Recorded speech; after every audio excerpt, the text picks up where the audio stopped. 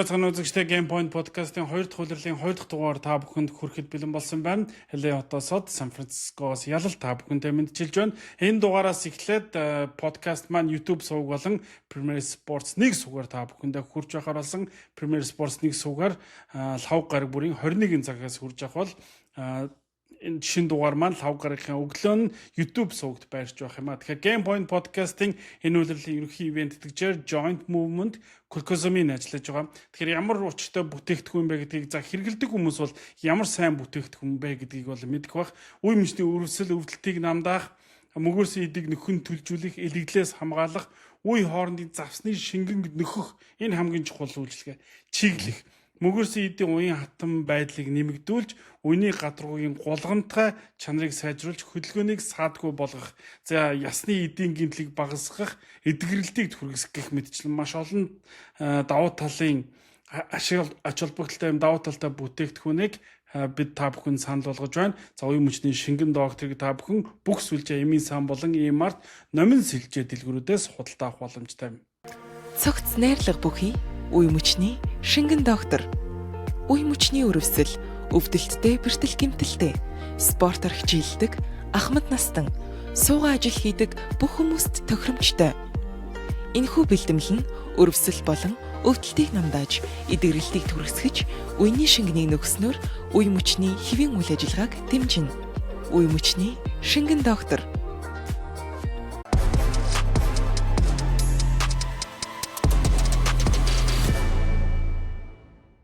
За энэ 7 хоногийн яриаргуу орё гэж бодож байна. Одоо хоёлаа өнгөрсөн дугаар дээр Лос Анжелес Lakers багийг яриаггүй орхисон шалтгаанж баг гүйл явдалтайгаа холбогдуулаад гой тахаарж байгаа юм болов уу гэж бодож байна. Лос Анжелес Lakers баг энэ үйлрэл Лука Дончичтэй бүтэн үйлрэл анхныхаа одоо бүтэн үйлрэлийг эхлүүлэх гэж байна. Дээрээс нь энэ үйлрэл LeBron James-ийн сүүлийн үйлрэл байх уу юу гэдгийг шийдэх. Нэгэсэндээ LeBron-ы аваргын төлөөх. LeBron одоо өөрөө дууслаа аваргын төлөө өрсөлдөж тоглохыг хүсэж байна гэдгийг илэрхийлсэн шүү дээ. Тэгэхээр LeBron-ы аваргын төлөө сүүлийн дайралт байх уу эсвэл дахиад нэг жил байх уу гэдэг яриануд гарах бах.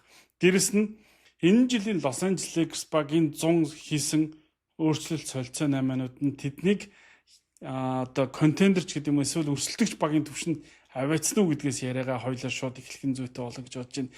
Luka Doncic, LeBron James-тэй Lakers, DeAndre Ayton, Marcus Smart-ыг авснаар тэд плей-оффын өрсөлдөөнд за бүр плей-оффын өрсөлдөөн плей-офф байсан ба гэдгийг асуух нь буруу баг. Өрнөдийн топуудын өрсөлдөөнд орж иж чадсан уу? Миний бодлоор харахаар чадаагүй л гэж би бодож байна. Өрнөд бол үнэхээр галзуу нь бүр галзуу болсон санагдаж байна. Галзуу өрнөд гэдэг чийсээ. Тэр нь бол бүр галзуурсан шиг санагдаад байгаа. Тэгээд маш олон контендер төвчний багууд байна. OKC, Denver гэдэг. Ер нь л тирд хуваахаар шүү дээ. Эхний одоо нэгдүгээр тирт OKC, тэгээд Denver, Rockets. Тэгээд тэрний дараагаар маш олон яг адилхан төвчний багууд байгаа гэж би бодоод байгаа. Тэр дунд Lakers байгаа болов уу гэж бодож байна. Тэгээд түрүү жилийн ранкасаа биш ESPN-ийн project хийж байгаас шүү дээ. Түрүү жил 9 байсан багийг энэ жил 10 болгож хойшлоосон шүү дээ нэгээр. Уул нь бол шүү дээ. Түрүү жил мэдээж юу эхлэхээс өмнө тийм одоо сизон эхлэхээс өмнө 10 гэж ийсэн биш ээ 9 гэж ийсэн баг одоо Лукагийн трейдээс өмнө шүү дээ. AD-тэй таамаглаж ийсэн. Тийм таамаглаж ийсэн. Тэгсэн чинь одоо Лукатай LeBron-тай тэгээд энэ зам бүр DeAndre Ayton, Marcus Smart өнгөрсөн жилийнхээс нь хойш үнэлж байгаа юм уу? Нэг баг өсөж байна. Гэхдээ зөв нэг багаар урагшилсан нь өмнөх одоо project хийжсэн багуудаас дээшээ орж ирсэн багууд байгаа болов уу гэж. Одоо жишээ нь бол Houston Rockets баг тий. Энэ жил нэлээд дээгүүр орж ирж байгаа болохоор нэг байр ухрж байгаа болов уу гэж би бодож байна. Тэгээд яг хоо түрүү жилийн асуудлууд бол мэдээж төвийн тоглогчийн асуудалтай байсан. Тэр асуудлаа бол DeAndre Ayton-ы солилцоогоор биш дээ. Энд чинь юу яасан штэ. Buyout тэгээ free agency-гээр сурсан тий. Мөн Marcus Smart free agency-ээр зурсан нь ер нь бол өнгөрсөн жилиг бодвол ахиулсан шиг санагдчихж байгаа. Гэхдээ сая ингээ pre-season ингээд юг харангуйтай шүү дээ. Хамгаалт гэдэг зүйл бол still одоо work in progress тий. сайжруулах хэрэгтэй. Тэгээ шийдэл гэдэг зүйл бас л нэлээд муу байгаа шиг санагдав. Тэгээд Lakers-ийн хувьд бол хийх ажил энэ жил ялангуяа JJ Redick-ийн одоо бага яаж тоглох нь бол аюу том асуултаар эхэлж байгаа юм шиг санагдсан. Тэгээ хараа өнгөрсөн жил Jackson Hayes төвийн байрал гаранд гарч ирсэн шүү дээ. Тэгээд JJ Redick бүр плей-оффын сүүлийн тоглолтонд Jackson Hayes-ийг тоглуулаагүй те. Бүр ингээд намхан эхлээд нэг арга гацсын зүйл хийж илаа шүү дээ. Гэтэл одоо Jackson Hayes сэлгэнээс гарч тоглолт. Өнгөрсөн жилийн гарны төвийн тоглолч нь сэлгэнээс гарч тоглолно. Тэгээд тэрэн дээр сүүлийн 7 улирлуулөө. Сүүлийн хэдэн улирлуулаад тогтмол дабл дундажсэн 7хон тоглогч байд юм байна. Тэрний нэг нь DeAndre Ayton юм байна. Дабл хийдэг юм төвийн тоглолч хүрээд ирж хахад ягаад Lakers тэгж хоошоо үнэлэгдэж байгаа. Нэгдүгürt. Хоёрдугаар Marcus Smart NBA-гийн шилдэг хамгаалан тоглогчийн шагналт дээрэс нь бүх хамгаалтын бэлгэдлийн нэгдүгээр багт 3 удаа нэрлэгдсэн энэ тоглогчийг Lakers бүрэлдэхүүндээ аваад ирсэн. Сэлгэнээс гарч тоглох байх магадгүй. Гэт юу гэдгийг энэ 100 одоо байж болох хоёр одоо юу гэдгийг сайн чөлөөт агентыг авчирсан бохгүй. Тэгж яхад хоошоо үнэлээд байгаа. Эсвэл дээрэс нь Лука байгаагүй шүү дээ өнгөрсөн жил. Гэтэл одоо Лукатай, Лебронтай, Austin Reevesтэй, Rui Hachimuraтай. Мэдээж би зүгээр би ингэж миний хувьд шүү дээ. Би Lakers-ыг угаасаа за плей-офф ихний 6-ад ер нь бол одоогоор бол харахгүй байгаа хувьдаа. Гэхдээ ягаад өнгөрсөн жилийнхээс доогуур үнэлж байгаа гэдэг надад сонирхолтой санагдаад байна л та. Тийм сонирхолтой байна л та. Гэхдээ яг зүгээр ингээд West-ийн одоо өрсөлдөөн тим одоо бүр хэцүү болсныг л харуулж байгаа юм болоо гэж би бодож. Одоо чи дээдлэлт нөгөө 9 багийг сонсов уу? 9-р нь Golden State Warriors. Golden State Warriors Lakers-аас илүү явна гэж би бодож байна. Түрүү жил 6-аар дууссан билүү? Биш явдлаар гэж байна. 6-аар дуусаагүй шүү дээ. Play-in дууссан тий. Тэгээд Lakers 3-аар дууссан. Тэгэхэд Golden State Warriors-ийг дээр нь үзэлж байна. Өшөө Clippers мэдээж дээр нь гарч ийн. Тэгэхээр цаасан дээр бол маш олон одоо сайн тоглогчны нэмсэн, туршлагатай тоглогчны нэмсэн гэдэг утгаараа байх 7-д. Тэгээ Minnesota Timberwolves 6-ад байна. Minnesota Timberwolves түрүү жилийн плей-оффын эхний шатанд Lakers-ыг 4-0-сэн шүү дээ, тийм. Биш ээ, юу лээ? 4-1 4-1. Тэгээд ингээд дээр нь байгаа Denver байна, Rockets байна. Тэгээ OKC мэдээж. Тэгэхээр ингээд бодоод үзэхээр ер нь бол West-ийн багуудаа ингэж ихсаагаад үзэхээр 10 бол нэг амар тийм юу биш юм шиг санагдаад байна л да. Хол зөрчсөн юм шиг санагдахгүй байна л да. За окей тэгвэл Lakers-ийн бүрэлдэхүүн уусаа тэгж асуудлаа хангалттай шийдэж чадаагүй байна уу гэж харж байна. Тэгээд хөшигний ард юу болсон бэ гэдэг нь илүү сонирхолтой байх болоо гэж бодож байна. Яг гэх юм бол Los Angeles Lakers плей-оффоос мултрангуудаа дараа 7 хоногт нь Rob Pelinka багийн ерөнхий менежер, JJ Redick, Luka Doncic, Luka-гийн төлөөлөгч, тэгээд бизнес хариуцсан менежер гээд нэг 5-6 элээд хоолнд орж байгаа нэг папарацци төрчихсөн байсан шүү дээ. Тэрэн дээр Rob Pelinka гарч ирэхдээ ингээд үр дүрэн цаасарч ирсэн тий. Тэгээд тэр үед гэрээний хилцэд эхэлсэн байна. Яг тэгэхээр өнгөрсөн үеэр дуусны дараа Luka Doncic өөрөө хүсчлийг гэсд ирээгүй. Солигдоод ирсэн учраас цаашдаа үлдгэсэх нь тодорхойгүй байсан шүү дээ. Гэтэл тэндээс эхлээд шууд улирал дуусаа Luka Doncic дээр гэрээ байгуулах тал дээр Lakers ажиллаж гисэн улмаар Luka Doncic-тай байж болох хамгийн зөв гэрээг одоо юу гэдгийг ашигтай гэрээг Lakers-ийн хувьд байгуулсан. Тэгээд сая улирал эхлэхийн өмнө JJ Redick дасгалжуулагчтай ердөө дасгалжуулагч болоод нэг улирал болсныхан дараа дахиад гэрээний сонголт хийж шүү. Энэ бол бас сонин тохиол. Би бол өмнө ийм зүйл харж байгаагүй.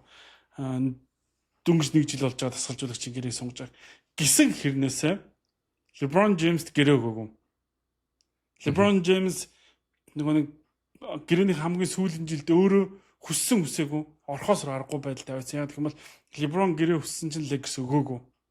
Энийг юутай тайлбарлаж байна? Luka-д гэрээ өгсөн, JJ Redick дөнгөж 1 жил болсныхан дараа гэрээ өгсөн хэрнээсээ LeBron гэрээ өгөөгүй. Гэхдээ эдрийг бол юу гэж тайлбарлаж байгаа нэхэр бүх одоо юу гэдэг NBA Inside руу сэтгүүлч нар болохоор тайлбарлаж байгаа нь болохоор Lakers гэдэг баг Luka Doncic-ийн баг боллоод тэгээд Luka Doncic-ийн ирээдүйг л бодож байна. Одоо LeBron-ы одоо ирээдүйд яах хэсэг нь эсвэл цаашаа дахиад тоглох эсвэл энэ жил retire хийх нь 2 дахь 3 дахь асуудал бол явж байна. Хамгийн ихний асуудал бол Luka Doncic гэдэг зүйл тоглогч Lakers-ийн гол тоглогч юм байна, ирээдүйн юм байна. Тэгээ Лука Дончичийг тойруулаад баг босгох юм, аврагын хэмжээнд тоглохоор баг босгох юм байна гэдэг зүйлийг хамгийн сайн одоо нөгөө далд мессеж, далд утгаараа тэгж өгсөн л гэж тайлбарлаад байгаа л да. Ер нь бол тэр нь шил ойлгомжтой. Тэгээд юу Rich Paul өөрөөсөө LeBron-ийн agent Rich Paul өөрөө тэгсэн шүү дээ. Одоо тэгээд Лукаг ингээд ирээдүй гэж сонгож явж байгааг нь бид нар ч гэсэн те LeBron болон бид нар ч гэсэн ер нь хүндэтгэж байна. Бид нар харин дараагийнхаа одоо юуг одоо хийнэ гэд нэг нэлээд 100 ч нэлээд шоугуулсан statement хийсэн шүү дээ мэдээлэлтэй. Тэгээ ер нь ингээд хараад хаад ер нь бол тэгээд LeBron өгөөг нь бол Лука Дончич шиг нэг номер сонгож байгаа юм гэдэг л явдлаа. Тэгээд энэ баг LeBron James карьертаа анх удаага ерөнхий менежерийн ажлыг хийлгүй амарсан 100 гэж энэ зуныг тодорхойлоод байгаа шүү дээ. Өмнө нь бол багтаа хэнийг авах уу, яаж хэнийг тоглож явах уу нөгөө Russell Westbrook-ыг авчиж гэртээ уулзаал те. Dame Lillard-тэй орой хоолд ингээл нэг янз янзын зүйлүүд хийдгүйсэн бол энэ 100 зүгээр л амарсан яагаад гэх юм бол Lakers-ийн удирдлагууд түнтэй юу ихэ яриха болсон ч гэдэг юм ингээд. Гэхдээ энэ бол мэдээж LeBron-ийн хувьд карьерт нь цоо шин зүйл баг. Гэхдээ одоо энэ жил 41 нас хүрж байгаа тоглогч өөрийнхөө карьерийг хаана хүрээ дуусч байгааг ер нь бол өөрөө л мэдж байгаа. Гэхдээ тэм холгүй гэдгийг өөрөө ч хэлсээр л байгаа. Тэм учраас энэ Lakers-ийн хийж байгаа шилжилтийг би харцангуй давгүй хүлээгээд авчиж байгаа юм болов гэж бодсон. Би ч тэгж бодсон. Сая ингээд нөгөө media day дээр LeBron-ы байгаа байдалтай тэр ад жаргалтай happy байгаа байдал нь ер нь бол тэрэн дэх амар тийм одоо юу гэдгийг тухгүй байгаа харагдаагүй шүү дээ. Харин ч бүх атмосферыг гоё болгоод те ингээд joke хийгээд enjoy ярьслаа enjoy хийгээд байж байгаа нь бол үнэхээр надад таалагдсан. Тэгээд би ер нь бол 3 дахь хүн болохоо ер нь бол шүү дээ. Одоо Bryce James те Bryce James-ийг орж илтэн хүлээгээд байгаа гэсэн нэг тийм прогноз байгаад байгаа шүү дээ. Тэрийг бол манер бол ницаасан. Би Bryce-ийг хүлээгөөгүй шүү гэсэн. Тэгэхээр Bryce эх жилээр орох боломжтой. Тэрийг хүлээгөөгүй шүү гэдэг нь ер нь бол ойртож байгаа юм болов. Retirement хийх нь retire болох нь ер нь бол ойртож байгаа болов гэсэн нэг дохиоч юм шиг. Тийм. Тэгээд дээрэс нь тэр нэг медиа дээр Lakers-ийн шууд амжуулалтын баг ширнэс буухтан. За LeBron эх жил медиагээр уулзъя гэсэн чинь энэс магадгүй гэдэг тэгжсэн шүү дээ. Гэхдээ одоо яг хоёулагийн бичлэг Америкийн цагаар даваа гарагийн орой болж байгаа. Маргааш 12 цагаас LeBron James Decision 2 буюу амьдралынхаа хамгийн шийдвэрүүдийн шийдвэр нэгс хамгийн чухал шийдвэрээ танилцуулна гэж байна шүү дээ. Энэ юу бол энэ сурчлагаа болов эсвэл маргааш тэр зодог тайлах гэж байгаагаа зарлж байна уу? Чи өвдөө гэж ярьж байна. Сурчлага байх магадлал өндөр юм шиг санагдсан. Ингээд маргааш нөгөө 100 ингэсэн шүү дээ. 6 сард бас нэг Amazon-ы реклам гаргасан шүү дээ. Гараад тий. Тэгээ retirement чинь яаж нөө хизээ юм бэ гэдгсэн чинь ингээд хариултыг ингээд харлуулцдаг. Тэгээ одоо яг маргааш Amazon Prime буюу Amazon одоо вебсайтн дээр маш том хямдрал болдог тийм ивент болж байгаа. Тэгээд тэрний реклам байж магадгүй юм шиг байгаа. Гэхдээ хэрвээ би LeBron байсан бол Decision гэдэг одоо тэр нэг одоо юу байгаа шүү дээ. Одоо нэг брэнд чинь өөрийнх нь брэнд тийм Miami-гаас явж исэн тэр том одоо үйл явдлыг зүгээр сурчлагаанд ашиглах юм бол надад жоохон харамсалтай юм шиг санагдаад байгаа. Тэгээд тийм зүйлээр одоо нөгөө би чам таартай гэдэг үгийг тоглоомоор хэлж болдог гэж өгдөг шиг тийм юмыг рекламад ашиглаж болно гэж би бодоод байна л да. Тэгээд яг одоо ингэ Output-ээр нэвтрүүлэг энэ үйл явдал болохоос өмнө очиж байгаас бичиж байгаа. Хэрвээ та бүхэн YouTube-ээр Premier Sports-оор яг одоо энэ битээр энэ бичлэгийг үзэж сууж байгаа бол маргааш LeBron сурчлага хийсэн гэсэн үг. Түүнээс маргааш дугаараар шинжлэхгүй. Хэрвээ LeBron зодог тайлахаа зарлах юм бол зодог тайлж байгаа зарлах юм бол LeBron-ы зодог тайлт сүүлийн жил ямар байх вэ гэдэг талаар битээр Lakers-ийн тухай цоо шинээр бичих ёстой болж таарна. Тийм учраас хэрвээ та энэ бичлэгийг үзэж байгаа LeBron маргааш сурчлага хийжээ. Үгүй бол энэ бичлэгийг та битээрээс өөр хинч үзэхгүй болж таарах нь байна тийм үү? Тийм. Тэглэг байх юм. Тэгээ LeBron бас энэ жилдээ одоо нэлээд одоо бидээ бол анхааралтай одоо тоглоно гэдгээ одоо Rich Paul-оор дамжуулаад хэлсэн. Одоо pre-season workout-нд орохгүй байгаа тий. Тэр чинь нөгөө цавны өснө гойны булчин бас нөгөө биш булчин биш. Мэдрэлийн асуудал байгаад байгаа юм л шүү дээ. Мэдрэлийн асуудал байгаа юм бэл. Тэгээд тэрнээс болж байгаа. Тэгээд ер нь бол за LeBron гайхалтай хүн зав. Тэгэхээр одоо дэлхийд байхгүй одоо атлеттэй одоо тамирчин хүн те. Гэтэ ер нь бол Father Time нэл хэдий ирсэн юм шиг санагдаад байгаа. Тэгэхээр энэ бэртэл болон одоо юу гэдэг би хааны асуудал нь бол өссөн үсээг өөр энэ бол retirement руу авчиж байгаа юм болов уу гэж би хараад байна. Тэгээ зунжангаа ч гэсэн манер бол тэгэл ер нь бол retirement бэлтгэлээ хийж байгаа юм шиг зунжангаа л голф тоглол явлаа шүү дээ. Тийм. Сая тэгээд Броногийн 21 насны төрс өдрөөр аав хоёр голф тоглолцсон л авчлаа. Уг нь бол тэр Броны бэлтгэлийн юмэр байгаа байхгүй тий. Чохон бэлтгэл юмэр байгаа байхгүй. Харин юу ч өөрсдөө үүдэж тий. Pre-season-ний Summer League дээр харлаа, сая pre-season дээр харлаа. Энэ 100 юу ч өгөө байхгүй. Аавгаа дагаад голф тоглоо явуулсан шиг. Тэгээд угаасаа LeBron-ийн зодог тайлахыг нэг талаас Lakers маш боловсноор шахаж байгаа гэх юм уу тий. Гэрээ өгөөгөө тэгээд түүнийг Lakers-ийн хувьд зодог тайлах юм бол бид нэр баяртай байх болно. Гэхдээ хувийн шийдвэрийг нь хүндэтгэн гээд нэгсэндээ LeBron руу мачи шоогоо шийд. Гэхдээ бид нар чамтай гэрээ байгуулахгүй гээд ингээ боловсноор хэлчихэд байгаа. Тэнгүүд ихнэр нь болохоор одоо зодгоо тайлаа гэж шахаад байгаа гэдгийг LeBron Нью-Йорк хотод найзуудтайгаа хамт хоол идэж байхад найзууд дундаа ярьж ийснийг дэрэгдэн байсныг хүн сонсчоод тэрийг сошиалтаа биччихсэн шүү дээ. LeBron ингэж хэлж байна гэх. Тэр баг бичлэгч хураагдсан байдаг үлээ би бодо буруу санааг бол. Тэгэхээр энэ LeBron-ы зодог тайлах зүйл бид хоёр өнгөрсөн жилд ярьжсэн LeBron-ыг зодог тайлахад энэ би бэлнэ гэж. Тэгээ одоо би ингээд бодлоо л да LeBron 23 дахь хуулиар л да. За LeBron зодог тайлангууд хэн одоо юу гэдгийг нүүр царай болох юм бол яг одоо байгаа тийм яг одоо байгаа хамгийн супер элит нүүр царай нь Stephen Curry байхгүй. Stephen Curry. Энтэй баг хинч марахгүй. Stephen Curry гэхдээ 17 дахь хуулиар л да тоглож байгаа байхгүй. Stephen сэтгүүлчид одоо юу гэж асуусдаг болсон бэлэхээр дахиад хэдэн жил тоглох вэ? Одоо хэзээ зодог тайлна гэж бодож байгаа вэ? Тэнгүүд Steph болохоор ер нь бол надад их хугацаа үлдээгүү гэдгийг мэдж байгаа. Гэхдээ би бол болоогүй тоглоно гэдэг байгаа шүү дээ. Тий, нэг 4-5 жил тоглох нэмэрд байгаа шүү. 36 37 таа шүү дээ. LeBron-ы ард л ингээд хаалгадах шавж байгаа хүн байхгүй.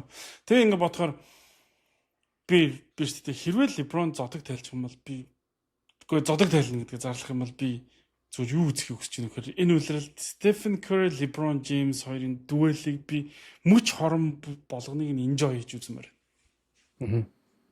Ерөөсөл энэ хоёр бол ерөөсөл дүүл шүү дээ тийм үстэй. Тэмбигийн хамгийн сонгодог дүүлүүд нэг. Тэгээ энэ хоёрыг үзсээр бол сүүлийн үйлрэлийг нь дуусгамаар байна. Түрүүжлийн хоёлаа юу яадаг тийм Christmas-ийн хөлөө тий. Lakers Warriors очиж талбай дээрсэн сурвалждаг. Тэгэхэд л атмосфер ямар байлаа те. LeBron Curry хоёр гэл тэгэхэд бол яг NBA-гийн хамгийн том шоу нь энэ юм байна гэдгийг л ер нь бол харуулсан шүү дээ тий. Тэгэхээр тэр хоёрын яагаад NBA энэ хоёрыг Christmas-аар тавиад байна? Яагаад нээлтийн өдрөө тавьж байна? Энэ жил дахиад нээлтийн өдөр Lakers-ийн талбай дээр Golden State Warriors-д очилж тоглоно. Тэгэхээр чухал өдрүүдэд яагаад энэ хоёрыг тоглуулсаар байна вэ гэдэг чинь тэгэл ойлгомжтой. Хамгийн чухал тоглолтоо хамгийн гоё өдрүүдэд л NBA барьдаг. Энэ үзэлтэнд чухал нөлөөтэй байдаг. Тэгэхээр LeBron James, Stephen Curry хоёр гэдэг энэ дуэлийн сүүлийн жилийг бид нар магадгүй үзэж болох юм. Тэгээ тийм ч учраас LeBron маргааш 12-ны энэ хайрлцгаая. Тоглолт болгоны энэ хайрлж үзье. Маргааш 12 цагаас нөгөө нэг decision гэдэг нэвтрүүлгээ зарлцсан чинь Lakers энэ зодог тайлах чинь ингээд Lakers-ийн сүүлийн тоглолтын хамгийн дээдлийн билет $80-аас $465 $445 $445 болцсон байсан. Тэгэхээр ийм л хэмжээний хүлээлт байна. Тэгээд маргааш юу болохыг л хараа хэрвээ түрүү хэлсэн хэрвээ энийг үзчихвэл та бүхэн маргааш LeBron зодог тайлхаа зарлаагүй. Хэрвээ зодог тайлхаа зарласан бол одоо бид дахиад бичгнэ. Тэгээ Utah Jazz сонин багийн тий. Kobe-гийн сүүлийн тоглолт Utah Jazz-тай байсан. Utah Jazz эсрэг юм уу те? Тий. LeBron зодог тайлбал яг сизны сүүлийн тоглолт нь л доо. Ямар нэгэн байдлаар Lakers playoff орвол Lakers-ийн LeBron-ы сүүлийн тоглолт playoff тэнтэй таарсан л топ болох болоо гэж бодож байна. Яа, хэр амжилт үзүүлэхээс те. Тэгэхээр Utah Jazz баг гэхдээ сонин ингээд хараад дээ. Хэрвээ үнэн бол сонин хөв тохиолоо шүү. Энэ жил нэмэгдсэн тоглогчоос ингээд юу яавал энэ жил Jake LaRavia гэдэг тоглогчийг free agency-гээр авсан. Энэ нэлээд сайн addition байж магадгүй гэж ер нь бол юунууд үзэж байгаа сэтгүүлч нар инсайдерууд үзэж байгаа. Манерийн хамгаалалт болон шидэлт нь сайн гэж байгаа боловч яаж тохирох нь бол одоо харахад үлдлээ. Би энэ залууг 2 тоглолтод хараад ямар ч үсэн Dalton Knecht бол ажилгүй болж байгаа юм лээ. Тэрэнд бол итгэсэн. Энд чинь Dalton Knecht ч өөрөө 24-т шүү дээ. Jack Laravich нь лигт орж ирээд 2 үлрэл тоглож байгаа 3 үлрэл тоглож байгаа. 23 таа шүү дээ. Боддоо Dalton Knecht-ээс дүү байхгүй. Тэгэхээр чин тэгээд дээрэс нь зөвхөн 3 шиддэг биш 3 шиддэг, залдаг, ордог, хамгаалдаг. Тоглолтоор ялч үлээ ууч байгаад байгаа учраас Dalton Knecht би минут алдаж инүүлэгч харсан. Хэрвээ улирлын дундуур солилцоо бол Dalton Knecht явах хамгийн ихний хүмүүсийн нэг баг. Гэхдээ ер нь Knecht ингэж үнийг унахаас өмнө ер нь солихол байсан сая энэ зам. Би бол одоо үнцийг унчлаа л гэж хараад шин. Солихоор яг юу маркет дээр гарч ирсэнгүй л дээ. Гэтэ яг удирлын дундуур бол нэг юм уу 2 солилцоо хийх болов гэж миний хувьд бол харж байгаа. Тэгээд Adu Tero гэдэг шинэ тоглогч одоо драфтын 36 дахь сонголтоор авсан энэ жил. Нэлээд өндөр том биетэй 3-4 дээр тоглох боломжтой. Тэгээд нэлээд тесрэлттэй тийм залуу байгаа. Pre-season дээр бол тоглоогүй бас бэртэлтэй гээд гэхдээ ротейшнд нэлээд орж ирж магадгүй юм шиг байгаа. Тэгээд энэ жил нэг гэрэл гэгээтэй мэдээ гэвэл pre-season дээр сая харлаа. JJ Redick ч гэсэн хэлсэн байсан. Vanderbilt маш сайн хөдөлж байгаа. Одоо өмнөгшгөө тэгээ хөлн айгуу сайн хөдөлж байгаа хамгаалтан дээр маш сайн байгаа гэдгийг бид нар харлаа. Шидэлтэн ч гэсэн сайжирсан гэх юм тэр нь бол гэхдээ одоохондоо бол мэддэг байна. Гэхдээ season эхлэхээр бол мэддэх болов. Яг шидэлт сайжирсан гэж хувьдаа сайжирсан баг. Гэхдээ нөгөө шидэгч болчоогүй л байл л дээ. Тэр бол ойлгомжтой баг. Гэтэ Vanderbilt-ийн хамгаалалт ялчгүй гоё лээ. Бүр талбай дээр байгаа бөмбөг болгон минийх л гэж явж илээ. Тэгэхээр Vanderbilt-д одоо сэлгэнээс хэдэн минут олдох уу гэдгээс бас их зүйл хамаарах бах та. Dorian Finney-Smith-ийг алдаад ер нь бол Laravia хин DeAndre Ayton, Marcus Smart гэдэг хүмүүсийг авах зай гарч ирсэн. Тэгээд тэр сонголтын ер нь бол буруутаагүй юм шиг одоо санагдчих штэ. Dorian Finney-Smith шагааны улмаас сизны ихний хэсгийг одоо тоглохгүй өнгөрөөнө гэж Rockets-аас мэдгдсэн байлаа. Тэгэхээр Dorian Finney-Smith-ийг нөгөө шагааны асуудалтай гээд бусад багуудад хэлээд байна гээд буруу ажиллаад байна гээд Pelinka ингээ юу яадсан чинь баалаад байсан чинь хөрх юм байсан юм байл. Шагаанд болохгүй л байсан байна. Тийм. За Lakers-ийн талаар бид дахиад зөндөө ярих учраас энэ үрээд дуусгая. Мэдээж Los Angeles Lakers баг бүх одоо юу гэдэг дэлхийн нийтийн анхаарлын төвд байх ойлгомжтой. Яг бол Luka Doncic, LeBron James хоёр байгаа учраас харин LeBronтой холбоотой гүйл явдлууд араараасаа өрнөсөөр байх учраас бид баг дугаар болгон дээр энэ LeBron-ы талаар ярих болоо да.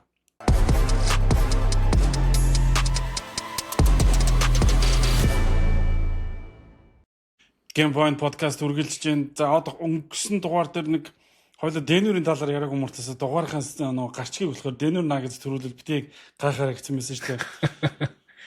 Denver Nuggets-ыг төрүүлнэ гэж төрүүлээд бүхнээс төрүүлээд ам гарсан хүн нь за ингээд дэлгэцэн дээр харгаа сууж ин хоёул Denver Nuggets-ийн талаар яриа. Denver Nuggets энэ зун хамгийн сайн ажилласан багуудыг яа харахгүй мөн чөлөөт агентаас хийсэн солилцоо 8 тэгээд явуулсан авснуудаа ингээд харах юм бол гэхдээ тэд 2 жилийн өмнө хүрж исэн тэр амжилтандаа дахиад хүрэх хэмжээнд дахиад болж чадсан гэдэг чи тийм ихтгэлтэй байна уу? Ихтгэлтэй бол яагаад гэдгийг соёл яриагаа хэлье. За өнгөрсөн сизон эхлээд тий. Өнгөрсөн сизон ерөөсөл одоо нөгөө буруу хөл дээр боссон юм шиг эхэлсэн. Угсаа Michael Malone дасгалжуулагч front office-тагаа одоо таарахгүй байгаагаас ахгуулаад тий. Тэгээд тэр нь ч гэсэн ер нь бол хувцсаар өрөөнд нөлөөлсөн юм шиг байсан. Тэр нь болохоор бүр ингээд талбай дээр хүртэл мэдэгдсэн юм шиг санагдаад байсан л та. Тэгээд Michael Malone-ыг одоо ажилласан чөлөөлөд цаашаа ингээд явхад бол шалгондоо баг нэгдүгürt болсон шүү дээ. Тэгээд хоёр дахь шалтгаан нь юу байсан бэ гэхээр бүтэн одоо улирлын турш плей-оффын турш Jokic-тэй одоо Jokic талбай дээр байхад нэг стат Jokic бенч рүү суугаад одоо сэлгэрүү суусан үе стат хоёр бол ингээд өдөр шөнө шиг байсан. Зөвхөн Jokic гэдэг хүний нуруунд дээр бүх зүйл явсан байхгүй. Тэгэхээр энэ асуудлаа Michael Porter Jr, Dario Saric гэж хоёр хүнийг явуулаад нэмсэн тоглогч нар болохоор Cam Johnson, Bruce Brown, Tim Hardaway Jr, Jonas Valanciunas гэдэг 4 ийм key тоглогч нэг авчирснараа энэ асуудлыг бол бүр 100% шийдсэн гэж би бодож байна. Одоо Jokic одоо юу гэдэг 48 минутын за 40 минутанд тоглолоо гэхэд үлдсэн 8-д нь за хожигддггүй маа гэхэд лидэ хадгалаад ч юм уу яг байгаа тэнцүү явахаар хэмжээний баг болцсон юм шиг миний хувьд санагдаад байгаа л та. Тэгээд яагаад би OKC-гээс дээр байж магадгүй гэхээр энэ олон асуудалтай байхдаа OKC би яг түрүүний юун дээр хэлсэн шүү дээ. OKC-тэй 7 гейм тоглосон байхгүй. 7 гейм тоглохдоо маш ойрхон тоглосон тийм айхтар бүр илүү одоо юу гэдэг давмгаалж ер нь бол OKC хожоог байхгүй. Тэгэхээр энэ зам бол Denver Nuggets аврах өрсөлдөхөд бол бэлэн гэж би бодоод байгаа. Өнгөрсөн жил тэг яалтч өнөө OKC-тэй хамгийн ойрхон өрсөлдсөн баг бол мэдээж Indiana Pacers финалд өөр хин ойрхон өрсөлдсөн бэхээр Denver Nuggets байхгүй. Тэгэхээр одоо эргээд санаа да 7 дахь тоглолтын дээр Aaron Gordon хөлөөж хэрэг үүжсэн шүү дээ. Хөлөөж хэрэг үүжсэн те. Тэгээд одоо юу гэдэг rookie тасгалжуулагч плей-оффт ажиллаж байсан шүү дээ. Улирал дуусгаас үедээ 3 тоглолтын өмнө Mike Malone-ыг халаад тэгээд David Adelman багийг дүүржлүүлээд тасгалжуулаад яваад ингээд 20 дугаар шатанд тавьчихсан шүү дээ. Тэгэд гэхдээ нөгөө эргээгээд ингээд санах юм бол Никола Йокич улирлын ихний хэсэгт өнгөрсөн улирлын ихний хэсэгт манай баг шиддгүү баг болчихжээ гэж нэг зүйл хэлжсэн шүү дээ. Нөгөө Кентавас Калжул Бобыг явуулсан чинь. Тэгээд тэр нь болохоор хэн рүүгээ хэлээдсэн юм шиг байна. Багийн удирдлууд. Тэгээ багийн босс болохоор за Calvin Booth, Mike Malone хоёр хоёулаа манай багаас явж үзээ. Хоёрын хэрүүл энэ багийн гадна болох хэвээр манай баг хэрүүлгүй байя гэд хоёулын энэ ажлаас наалсан. Denver Nuggets энэ 100 A үнэлгээ авдаг бол A үнэлгээг багшаас авахар хэмжээний сайн солилцоог хийсэн. Яг түрүүний чиний хэлдгээр тийм үү? Ганцхан үнэлгээ явуулаад 4 сайн тоглогчийг авчирсан. Гэхдээ энэ дэр мэдээж DeAndre Jordan-тай гэрээ сунгаагүй, Russell Westbrook-тэй гэрээ сунгаагүй байгаа. Тэгээд энэ 4 тоглогчийг авчирсан. Tim Hardaway Jr, Bruce Brown хоёрыг минимумаар буюу ахмад тоглогч хамгийн хямд цалингаар авчирсан. Cameron Johnson бол одоо Brooklyn Nets-тэй хийсэн солилцоогоор ирсэн. Jonas Valanciunas шүү. Лифт тоглож учраас Valanciunas-ыг нөгөө Грекийн багт алдах шахсан шүү дээ. Valanciunas нөгөө Denver Nuggets ирснийхаа дараа тийм Грекийн багта Panathinaikos үлээ юутай л Афинтай үлээ гэрээ байгуулах гэдэг нь ирэхгүйгээд очиж уулзч муулзаад боо юм болоодсэн. Гэтэ ямар ч байсан үлдсэн өнөөдрийн тоглолтод тоглож байгаа харагдаж байна. Гэтэ од саналдаг байна.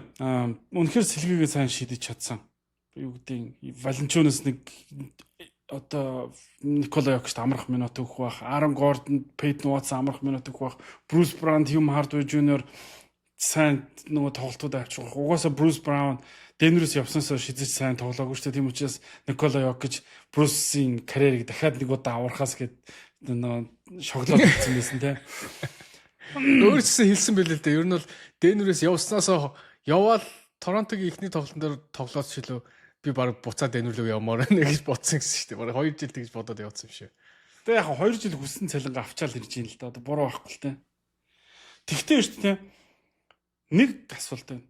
Jamal Murray NBA-гийн Никола Йокич төгс тохирсон холбогч тийм үү? Үнэхээр төгс тоглолт. Тэгээд улирлын ихний хагас болохоор муу тоглолтыг 2 дугаар хагас болохоор супер дийлдэшгүй амтан болчдөг. Плей-офф ялагдчихгүй Jamal Murray болчдөг штэ. Буруу харгалга. Байрлал бол дээр хүн авчирсан юм байна. Сэлгээ авчирсан юм. Гэхдээ Denver-д юу байхгүй байлаа гэж сэлгээний холбоонд тоглож.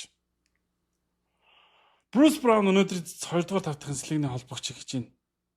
Bruce Brown ч дуучлаарай. Bruce Brown хэрвээ холбогчоор тоглож байгаа бол NBA-д өөр хинч холбогчоор тоглож болно.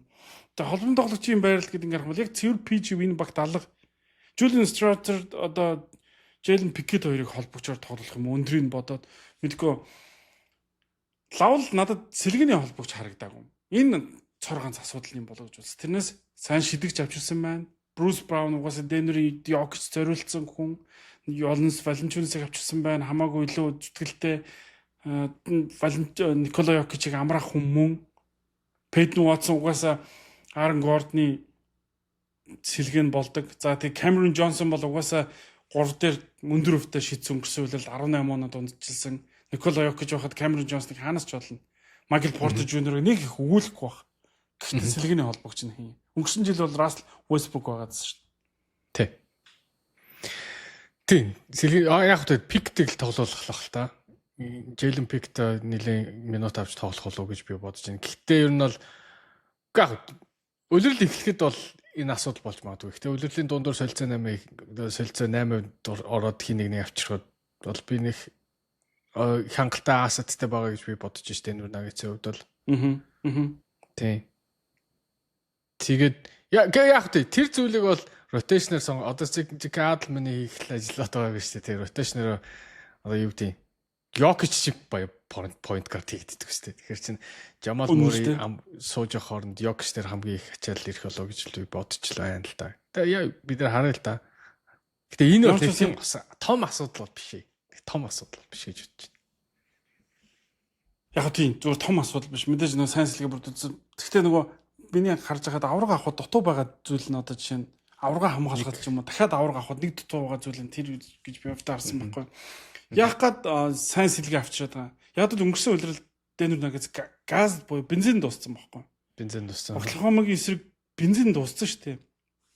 Ядарсан. Яг тэгвэл Clippers-тэй хамаагүй. Зөвхөн Clippers шүү. Улирлын турш Mike Malone 5 тоглогчоор нүтцсэн байхгүй. Нөгөө л таваараа.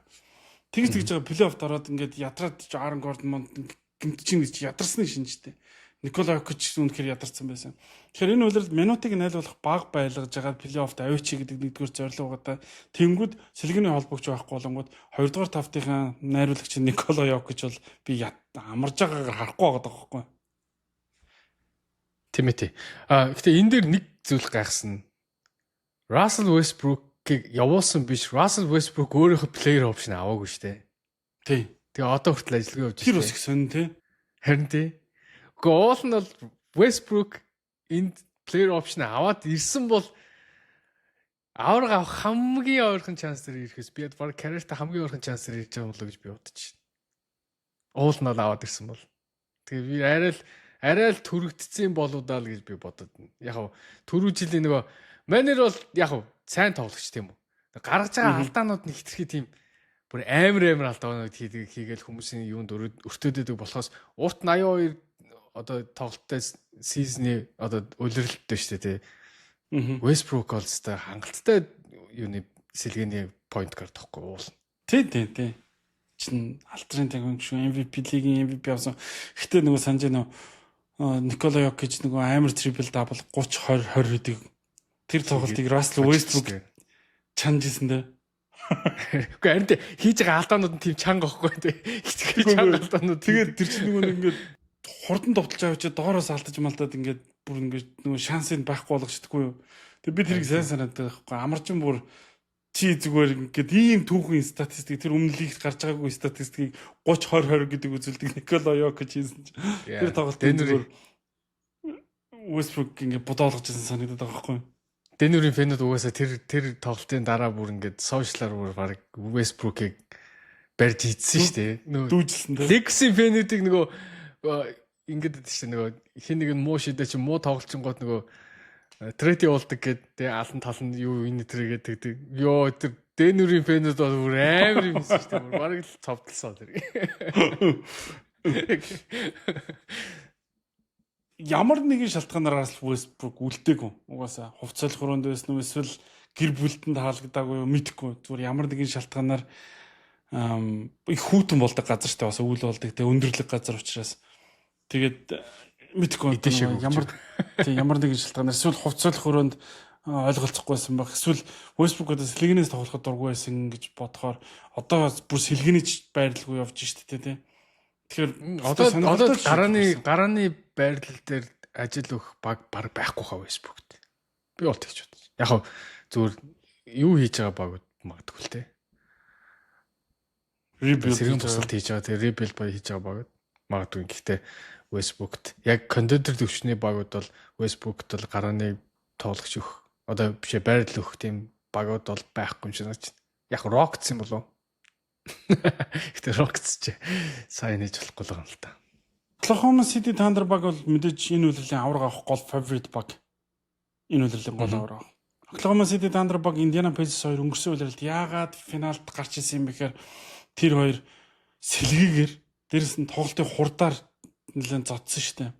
Одоо энэ үйлрэл Денвер Нагетс Оклахома Сити Тандрыг ялах хэмжээний сэлгээтэй болж чадсан уу? Би бол хангалттай болсон гэж боддог шүү дээ. Яг хөө чиний хэлснээр PG байхгүй юм. Би ерөөсө PG-ийн нэг point guard-ын ерөөсө боддог байсан. Гэхдээ энэ асуудлыг шийдэх удирдлагын шийдэх одоо бүхэл бүтэн удирдлаа шүү дээ. Удирдлагын дундаас солилцоо 8 хийж болно те. Denver Nuggets-тэй шүү дээ те. Дэлхийн number 1 цагсан бөмбөгч байна. Марган байхгүй. Йокс number 1. OKC-г яаж хамгаалах вэ биш. Энэ хүнийг яаж хамгаалах вэ гэж OKC зовох болов гэж би бодчих. Өнөө. Маадах ч өнөө хараа. Би энэ дэр ингэж хэлдэг. Houston Rockets яагаад тэр 3 төвийн тоглож аваад байгаа. Alperen Sengun, Steven Adams, Clint Capela. Тэд Йокстой тоглоход бэлдээд байгаа байхгүй юу? Sengun-ийн хамгаалт муу гүндэд байгаа ч гэсэн. Оклахома City Thunder өнгөрсөн жил яах гэж Азаа Hartenstein тэр өндөр үнийг төлсөн юм. Яг бол Никола Йокстой толно гэдгээ тэд мэдчихсэн учраас тэд хамгаалтаа төв хэрэгтэй байсан байхгүй юу? Дөөр цэлгэнд төвд байсан ч тэд хангалтгүй гэдгийг тэд мэдчихсэн. Тийм үү. Minnesota Timberwolves баг Denver Nuggets-ыг ялах гэж байгуулагдсан баг гэдгийг бүгд мэдж байгаа шүү дээ. Одоо тэнд нөгөө тал тэр New York Knicks баг Mitchell Robinson-ыг солин гэж байгаа солилсон. Бид нар энэ талаар бодохгүй ярих. Гэхдээ яагаад ингэж байгаа? Яг л тэд Никола Йокичтэй тулахад бэлдээд байгаа байхгүй. Хараа Stephen Curry шүү дээ. Энэ биг ингэ жижиг болгосон хүн шүү дээ. Нөгөө шиддэг учраас. Гэхдээ үе ингэ солигддаг, үе буцаж ирдэг, түүх ингэ эргэж ирдэг шүү дээ. Тэр шиг юу гэхээр би бол хувьдаа ингэж хэлэх гээд байна. Никола Йокич буцаагаад энэ бед big minute 90 үеийг авчирч байна. Самбарт 2 өндөр тоглогч тоглодог тэр 90 үеийг авчирч байна. Golden State Warriors баг ягаад Al Horford-ыг авчирч байгаа. Тэд Йокичтэй тоглоход бэлдэж штэ бас. Тэгэхээр баг болгон өндөр хүн хайж байна. Бүр нэгийг биш 2-ыг 3-ыг хайж зузаалж гэж тийм. Энэ бүхэн хинээс юу гэхээр бүгд Stephen Curry-гаас нэг хэсэг гайж бүгд Golden State Warriors-ыг дөрөөдөг. Small тоолсон штэ. Бүгд Никола Йокичийг хамгаалахад самбараа бэлтэж байна. Энэ бол дэлхийн хамгийн шилдэг сакс бөмбөгчийг нөлөөлж чаддаг нөлөөлөл шүү дээ. Тий. Тэгэхээр энэ жил OKC-г хамгаалах биш. Яаж Йокичийг зогсоох вэ гэдэг асуудал гарах болов гэж. Тэгээд түрүү жил байж тээ угаасаа Denver Nuggets 3-аар ирэмтлэгдэжсэн бол энэ жил дахиад 3-аар ирэмтлэгдэж байна. Яагаад гэхээр байж тээ уул нь бол 2-т орох хэрэгтэй. Houston Rockets-ыг 2-лөө хийсэн байна. Гэхдээ Van-Vliet-ийг бэрт Clippers 2-лөө орж өгсөн. Houston 2-лөө орсон шалтгаан нь Van-Vliet-ийг бэртгээс өмнө гарсан projection. Хэрвээ бэртсний дараа яасан энэ projection-ыг гаргасан бол Denver Nuggets 2-оор гарч ирэх хэрэгтэй.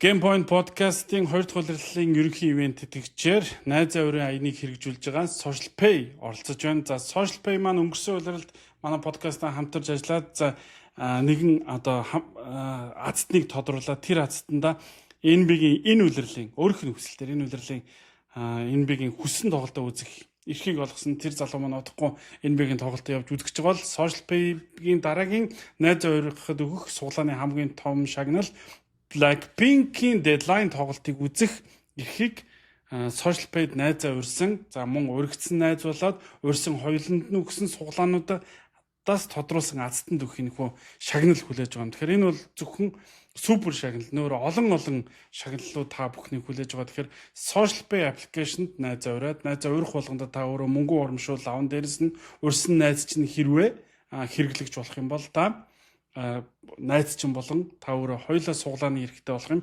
Тэрхүү суглааны эрхээрээ Blackpink-ийн тоглолтыг үзэх юм боломжийг Social Pay маань олгож байгаа. Тэгэхээр энэ суглаа маань 2025 оны 10 дугаар сарын 25-ны өдөр явагдахаар байгаа шүү.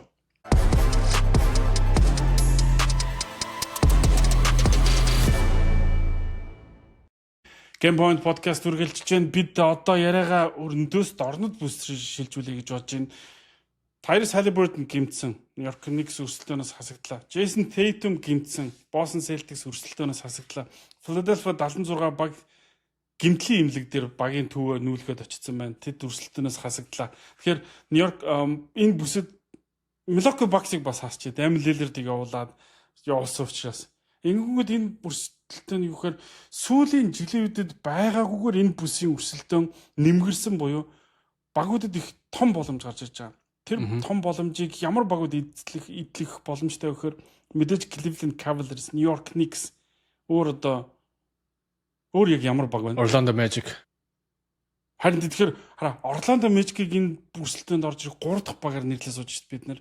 Тэгэхээр энэ байж бол хамгийн том цонх нэгдэж байгаа.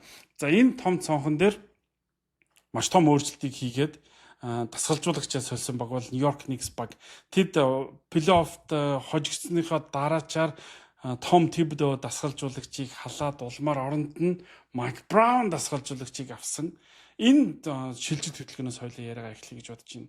Том Тибдог халахыг бол хоёулаа дэмжижсэн шүү дээ өнгөрсөн үеэрэлд.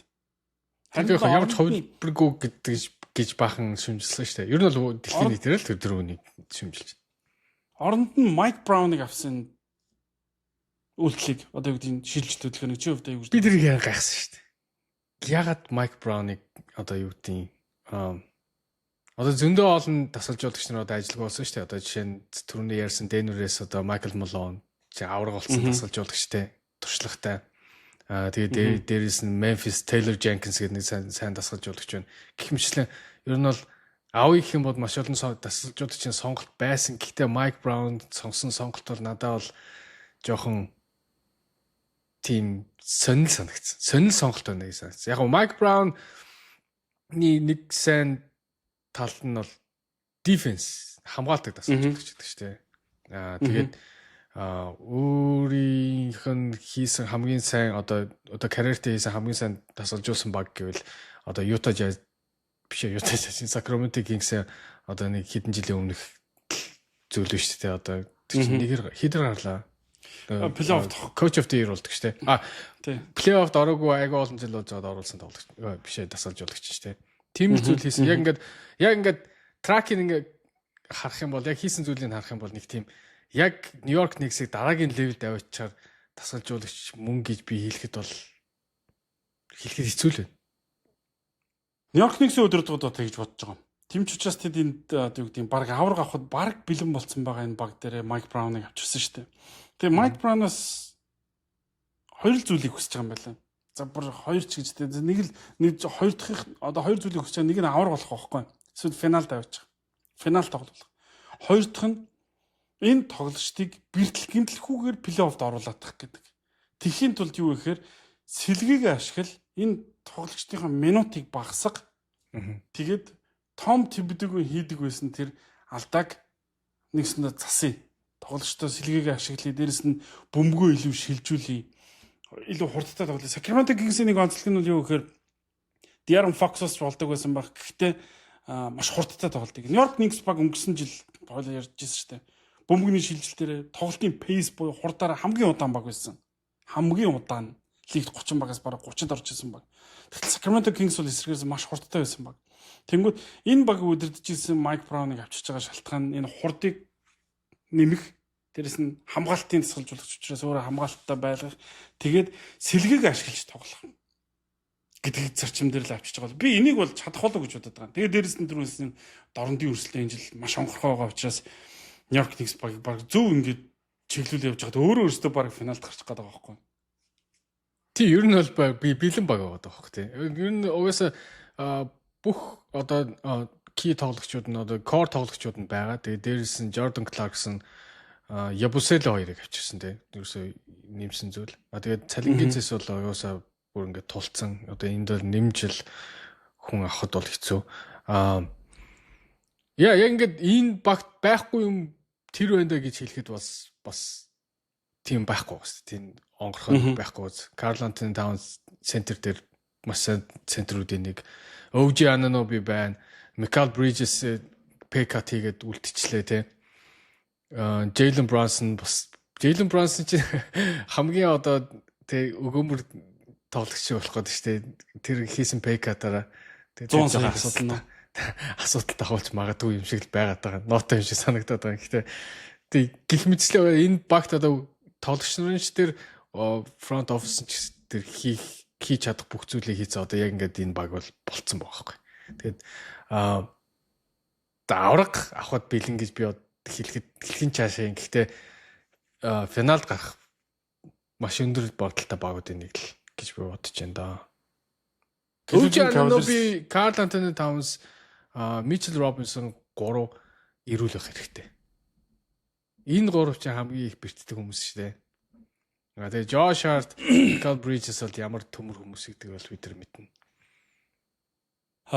Улирлын өмнөх тоглолтуудаас харж байхад Josh Hart ямар ч байсан сэлгэнээс тоглох юм шиг байна. Яг тэгвэл Mitchell Robinson гараад ингэж нөгөө Нью-Йорк Knicks багийн хамгаалалт илүү сайжрахаас Карл Антони Таунс 4 дээр тоглоно гэж юу? Карл Антони Таунс энэ жил 4 дээр тоглохоор бэлдсэн учраас жин хайсан гэнэ бүр. Одоо ингээд тасгалжуулагч нь бол за хэрэгжил хэдлээ ингээгээд нэг юм ярьсан бэл эсвэл Mitchell Robinson яагаад өнгөрсөн жил тоглоо гэхээр маш урт хугацаанд гэмтэлтэй байсан шүү дээ. Тэгээд Карл Антониас төв тоглоод эхэлсэн. Хойлоо нэг статистик ярьж исэн. Чи надад бүр хэлж өгсөн баг. Карл Антони Таунсын эсрэг довтлогоо болгон нэг оноо жилтгч багтаа авчиж чинь ч үлээ амар статистик яриадсан. Mitchell Robinson орж ирснээр плей-офф нөхцөл байдал дээрсэн. Тэгэхээр Харт жоохон сэлгэнээс тоглоход жоохон дургу байгаа мó асуудалтай байгаа мó би бол тэгж ойлгосон. Ер нь бол нэг тийм таатай хүлээж авахгүй байгаа юм шиг байгаа. Гэхдээ яг мэдээж бид хэвлэлийн урлыг харж байгаад улирлын өмнө ч үлээ сэлгэнээс тоглох моглох гэхэд ямар ч одоогор шийдэгдээгүй байна. Гэхдээ надад бол гараа сэлгээ хамаагүй л гэж дипломат хариулт өгч ийсэн л та. За энэ бол нэг асуудал. Ингээд шийдэгчлээ. Mitchell Robinson гараанд гарлаа. Багийн нүүр царай, багийн гол од бол мэдээж Jalen Brunson. Би тэр өнөөдөр одоо ингээд New York Knicks-ийн талаар жоохон уншиж судлаад би ингээд 2-3 нийтлэл харлаа. Тэгээ ялангуяа NBA.com дээр гарсан нэг нийтлэлийг харлаа. Өөр CBS Sports дээр гарсан нийтлэлийг уншлаа. Тэрэнд хамгийн сонирхолтой нь New York Knicks баг яавал ялах вэ гэсэн чинь тэр ялах хэвээр функц дотор нь Карл Антони Таунсын нэр нэг ч удаа дурдгдсангүй. Хамгийн сонирхолтой нь тэрэн дээр яах вэ гэхээр Michael Bridges сайн тоглох хэрэгтэй байна. OG Anunoby гэмтлээс олох хэрэгтэй. Бла бла бла бла бла. Гингүүтээ сэлгэнээс авчирсан Гүршон Ябусэлэ хин одоо Jordan Clarkson сайн тоглох хэрэгтэй байна. Тэнгүүтээ одоо нөгөө Landry Shamet, Malcolm Brogdon хоёрыг чинь нөгөө тренинг кампийн дийл хийсэн байгаа юм байна шүү дээ. Би нэг бүтэн улирлын дийл юм баг гэж бодсон чинь тренинг кампийн дийл юм билээ шүү дээ. Хэнийг авч үлдэх юм те. Бас нэг мэдээж багуулгын ингээд төгс эхэлдэг гэж байхгүй. Гэхдээ New York Knicks өнгөрсөн улиралтайгаар харьцуулахад сэлгийг мэдээж зузаадах чадсан. Jordan Clarkson-ыг авчичин гэдэг чинь нөгөө сэлгэнээс нэг Malik Monk шиг хүн нэрчлээ шүү дээ, Mike Brown. Тэгээ угаасаа энэ багт хамгаалт нь байна. Угаасаа хамгаалтанд төлөрсөн Michael Bridges нь байна. OG Anunoby байна, Josh Hart байна, Mitchell Robinson байна. Бусдын хамгаалт нь мууж болно л да. Гэхдээ дийлэх нь хамгаалт нь сайн байгаа учраас тэгээд ESPN ч гэсэн New York Knicks-ийг 5-аар ирэмбэлсэн байлээ. Түрүү жил 7-д байсан бол. Угаасаа яагаад вэ гэдэг нь East-ийн баг. East-ийн өрсөлдөөн тийм одоо юу гэдэг сул. Тэгээд дээр нэг баг ирэмблэгдсэн тэр нь болохоор Cleveland Cavaliers баг. Тэгэхээр энэ хоёрын өрсөлдөөн л East-д айгүй орох болов гэж бодож байна. Тэрнээс хойноос орж ирэх баг Orlando Magic юм эсвэл Detroit Pistons хоёр л дөхөх болов. Гэхдээ тэд нар ч гэсэн нэлийн олон асуудал байгаа штэ. Тэгэхээр New York Knicks бол яалтчгүй finals гарахад бол өстой гайхах юм байхгүй. Гарах өстой баглаа. Тийм бүх жорн байна тий. Тийм гарахгүй бол харин эн чинь fail واخгүй. Тийм. Хамгийн юм одоо асуудлыг шийдчихлээ. Энэ багч ингээд бүх юма тулгачаад байгаа шүү дээ. Бүх хүнд гэрээнүүдээ өгөөд тий. Тэгээд мэдээж энэ нэг сэлгээний сайжруулалт тийм хангалттай биш л дээ. Яа гэх юм Jordan Clarkson Ябусэлэ хоёрыг л авчирсан. Өөр тэг яасан. Өөр яагаачгүй.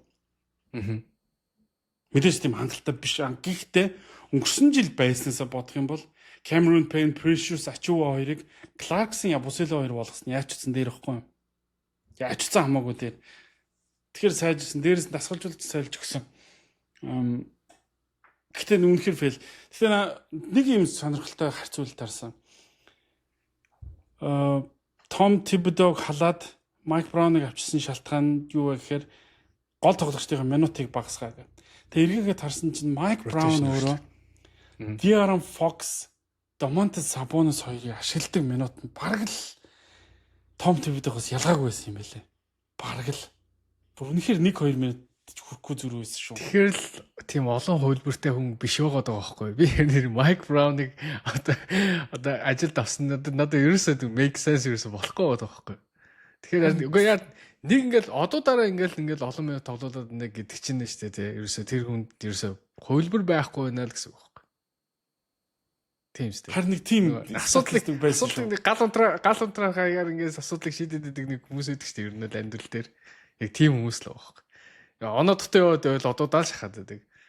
Тэгэхээр яг энэ урт улиралда одоо яг ингээд өмнөх одоо юунаас ахиулах юм болов уу гэж би одоо өмнөх улирлаасаа одоо хиний Тэбүдэд асалжуулагч хийснээс илүү болгож чадах юм болов Нью-Йорк Никсийг дахиад дараагийн шатанд наваач чадах асалжуулагч Майк Браун хэзээч биш юм шиг санагдаад. Гэтэ яг юм яаж мэдэх болж магадгүй.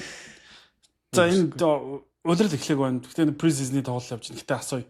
Нью-Йорк Никс баг финалд ялах уу гэж хол асуугаад яах вэ? Гэтэ зүгээр Cleveland Cavaliers-ийг ялах уугүй юу? Чи шууд хариул та. Нэг л үгээр. Тийм үгүй. Боломжтой. Тийм үгүй. За ялна гэлчи. Яа тэр Cavs дээрээсээ итгэхгүй байгаа.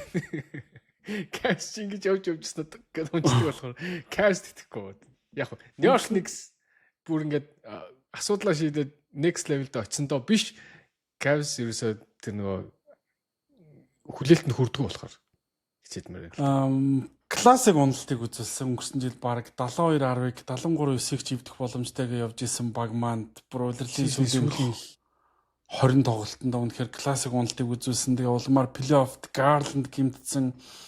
Энэ жил яг Лонзо боолыг авчихсан. Нэр Лонзо бэлтгэлээр айгүй сайн магтуулж байгаа гэсэн шүү. Энэ багийг өстой хурдтай болгож ийн ингээд нөгөө айгүй бүрдэнлөөтэй байна гэд бэлтгэл дээр их магтуулж байгаа гэсэн. Гэхдээ л хараа Donovan Mitchell лигт орж хэд үлрэл тоглож байгаа. 10 үлрэл болцсон уу? Арай болоог байгаа юм. Болсон баха. Болоог үлдээ. За болцсон байсан ч тэр хамаагүй. Donovan Mitchell 2 дугаар шатыг давж үзээгүй. Баг 1 дугаар шатыг давж үзээгүй юу лээ? Би бодлоо ярьдана. 2 дугаар шатыг давж үзээгүй байгаа шүү дээ. Utah Jazz чинь нэгээр гардаг жил чинь даваагүй шүү дээ. 2 дугаар шат. Эхний сизон бүсийн финалд тоглож үзээгүй байгаа шүү дээ. Тийм бах. Тэгээ боддоо Utah Jazz сайн баг байсан уу? Байсан. Cleveland Cavaliers өнгөрсөн жил сайн баг байсан уу? Байсан.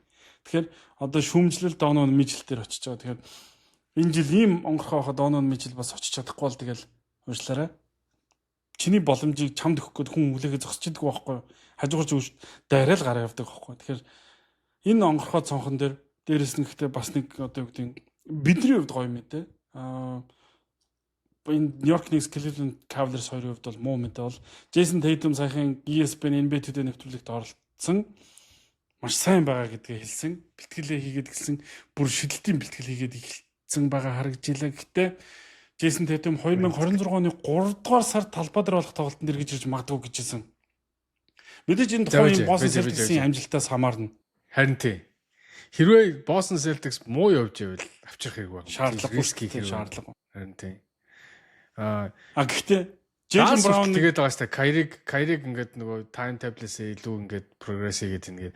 Гэхдээ ер нь бол тэгж одоо нөгөө Tatum-д ч олон багтаа тэгж pressure өгөхөөр дарамт өгөхөөр тийм мэдээл гаргах нь бол буруу юм шиг санагдаад байгаа шүү дээ.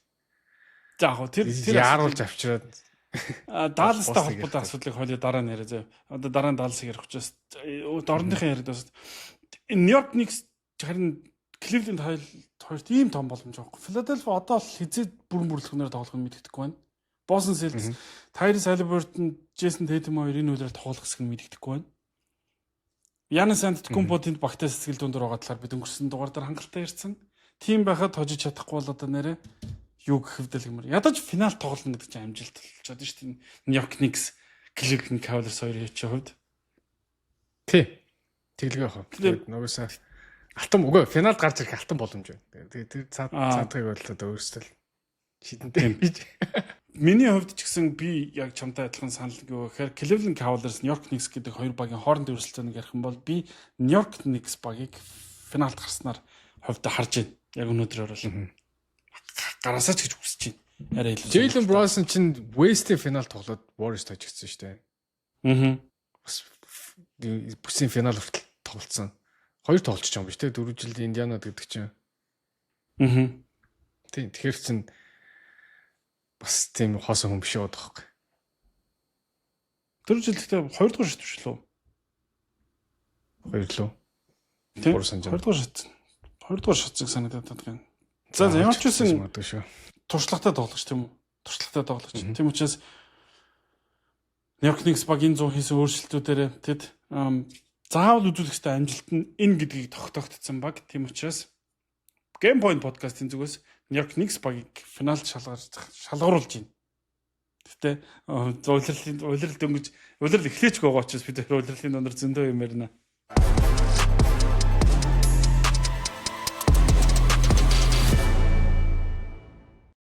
Game Point podcast-ийн дараагийн онцлог баг бол улирлын өмнө онцлог баг. Энэ жилийн драфтын номер 1 сонголтыг авсан Dallas Mavericks баг. Түрүүн хэлсэн Kyrie Irving гэмтэлтэй байгаа. Хэзээ тоглох нь тодорхойгүй байгаа. Гэхдээ Kyrie-гийн талаар нэг мэдээ гарсан юм гэхээр нөхөн сэргээх имчилгээнийхээ хуваараас төрүүлээд явж байгаа гэсэн. Энэ мэдээллийг цацсан чинь Jason Kidd нэлээд дургуутсан. Битгий ингэж яг түрүүний чиний хэлдгээр битгий ингэж дарамт өгөө. Эн чинь бол шудраг биш байна. Тэгэхээр чин Kyrie дээр хүлээлт үүсээд Kyrie-г өөрийг нь яаруулад ингээд ингэх юуна. Kyrie хизээ бэлэн болон тэр цаг үед бид нэр авъя гэж Jason Kidd хэлсэн. Гэхдээ Kyrie-гийн нөгөө сайн мэдээний үхээр Kyrie Irving нөхөн сэргийн хэмжлэгийн хуваараас төрүүлээ явж байгаа. Тийм, талбай дээр бас бөмбөг залал one-on-one тоглоцсон үгүй тийм видео байдал шүү дээ. Гэхдээ Kyrie-гүй шүү дээ. Dallas Mavericks баг энэ жил түрүү жилийнхээ бодвол хамаагүй сайн эхлэлтийг эхлүүлэх болов гэж би бодож байна. Ямар ч гэсэн Kyrie эртэл. Ер нь бол нэлээд Cooper Flag байна шүү дээ. Cooper Flag-ыг одоо хүртэл яг ингээд NBA ингээд хайп хийхгүй одоо ингээд зурчлахгүй байгааг би ерөөсөө гайхдаг хитрхи чимээг байгаа даа санагдаад байгаа шүү дээ. Чинь драфтын номер 1-ээр орж ирж байгаа тийм үү. Нэгдүгээрт, хоёрдугаарт дараагийн одоо Америк тоглогч таасан. Дараагийн нүүр царай NBA-гийн нүүр царай болох хүйц тим тоглогч орж ирчээд хаад одоо хүртэл NBA-гийн PR ажиллахгүй байгаа тоглоо нэгдүгээр гайхаж байна. Тэгээд ингээд би бол хувьдаа бол Cooper Flag-аас аягүй олон зүйл хүсэж байгаа. Нөгөө хүлээлт байгаа.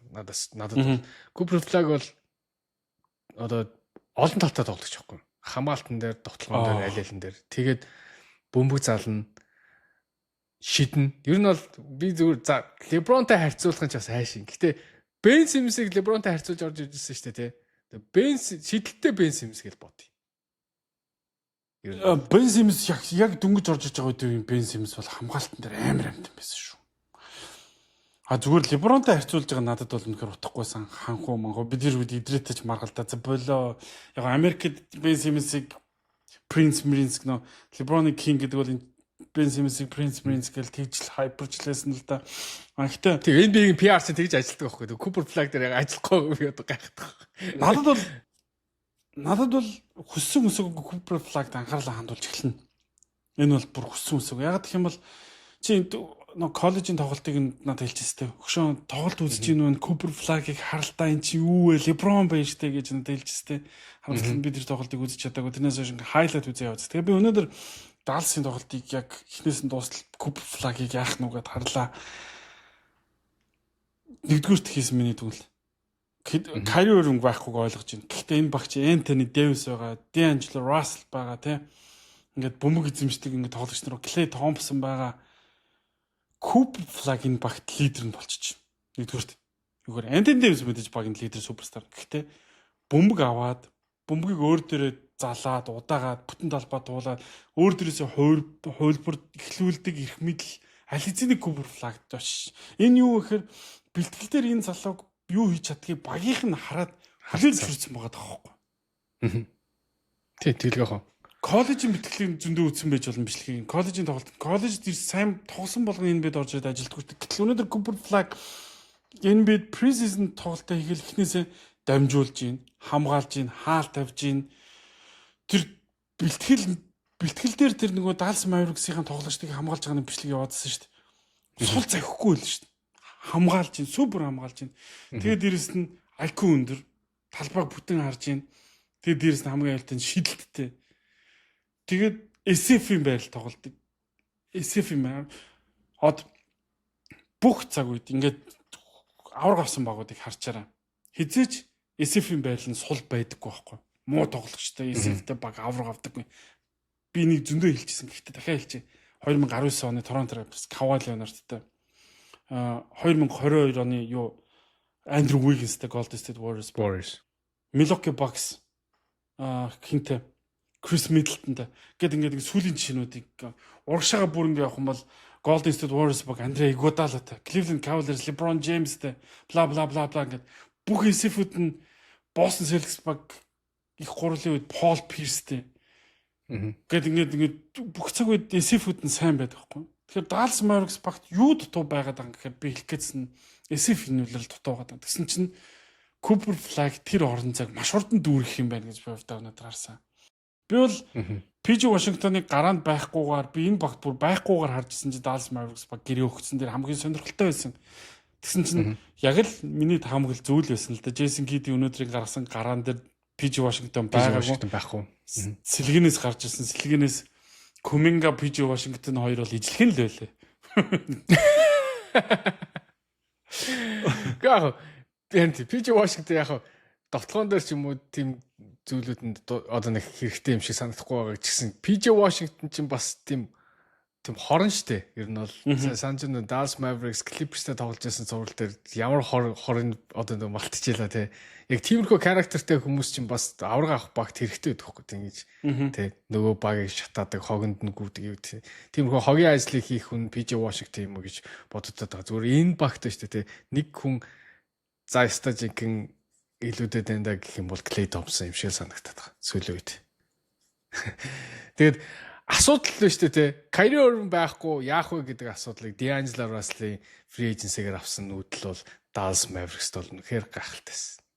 Dallas Mavericks D'Angelo Russell шүү дээ те. Яг Clippers Lakers тийм амжилттай байгаагүй. Гэтэ D'Angelo Russell шүү дээ те. Хамгийн их pick and roll хинтээ AD-тэй тоглосон. Хамгийн их lob хайж гисэн D'Angelo Russell шүү дээ. Тэгээ D'Angelo Russell бол мэдээж шидэлтэн дээр 3 шидэлтэн дээр бол мэдээж бас эерэг нөлөөтэй байна. Тэгээ Kyrie эртэл бол гарааны PG-г бол PG-ийн ажлыг асуудалгүй хийнэ гэж би бодож байна. Kyrie ирээд сэлгээний холбогч юм асуудал үүргийг хангалттай биелүүлж байна.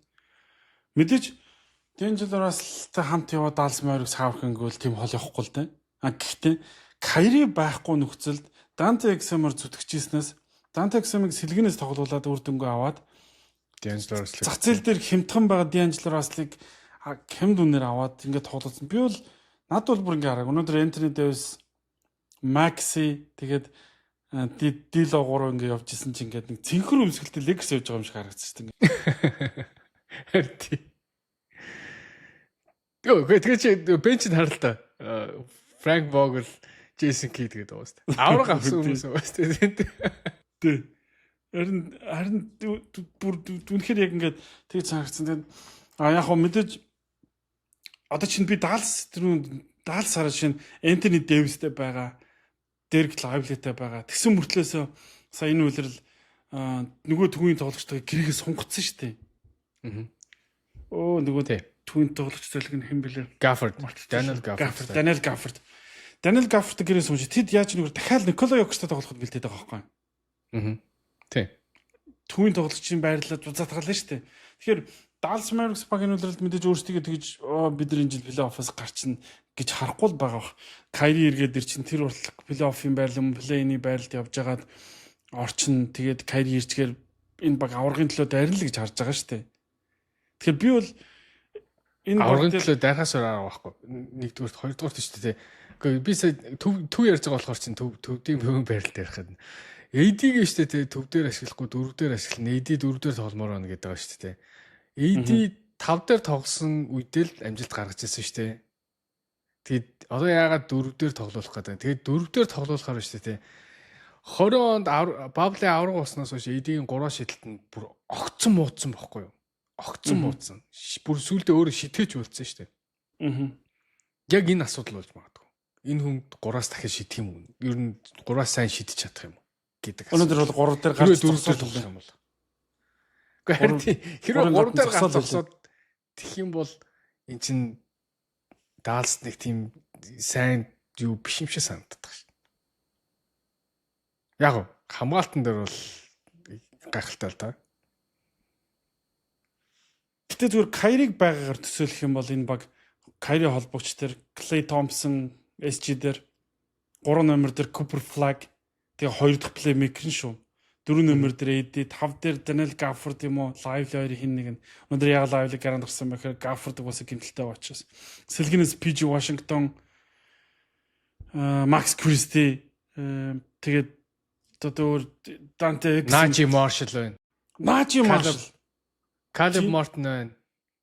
Тэмэр цуцсан байгаа сте. Зузаан энэ баг амар зузаан баг. Нэг азтай үе яваад энэ дунд.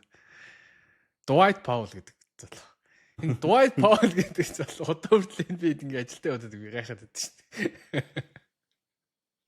дээ. Яг тэгэл Dallas-ийн одоо Dallas хамгийн удаан тоглосон тоглогч болсон байлаа шүү дээ. Харин тийм шүү дээ. Үнэхээр азтай залуу баг. За яг тэр тоглоом шоглоомч яг.